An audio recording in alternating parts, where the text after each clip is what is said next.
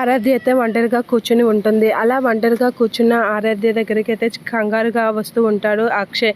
Sorry అమ్మ, lunch box పెట్టడం మర్చిపోయాను, సారీ అని చెప్పేసి, ఇదా లంచ్ బాక్స్ తెచ్చాను కదా, తినిపిస్తానురా అని అయితే అక్షయ్ అయితే చాలా క్షమాపణ చెప్తూ ఉంటాడు.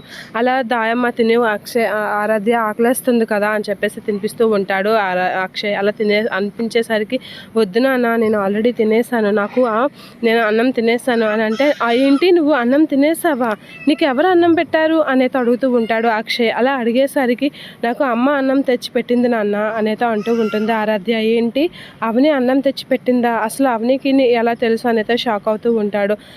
ఎవరు పెట్టారు చెప్పు, ఏది అమ్మ అనేసరికి, అది నాన్న అని చెప్పేసి అంటూ ఉంటాడు. అలా అనేసరికి అవని అయితే అప్పుడే స్కూల్ నుంచి బయటికి వస్తూ ఉంటుంది. అలా స్కూల్ నుంచి బుక్స్ పట్టుకొని బయటికి వస్తూ ఉంటుంది అవని. అలా బయటికి వస్తున్న అవనిని చూసి షాక్ అవుతూ ఉంటాడు అక్షయ్. అసలు అవనికి ఇక్కడ పని ఏంటి, అవని ఎందుకు ఇక్కడికి వచ్చింది అని అయితే, ఇక్కడ ఉండమ్మా, నేను కలిసి వస్తాను అని చెప్పేసి అయితే అక్షయ్ అయితే ఆరాధ్యకి అక్కడ ఉంచేసి అవని దగ్గరికి వెళ్తూ ఉంటాడు. ఇక అవని అయితే వస్తూ ఉంటుంది.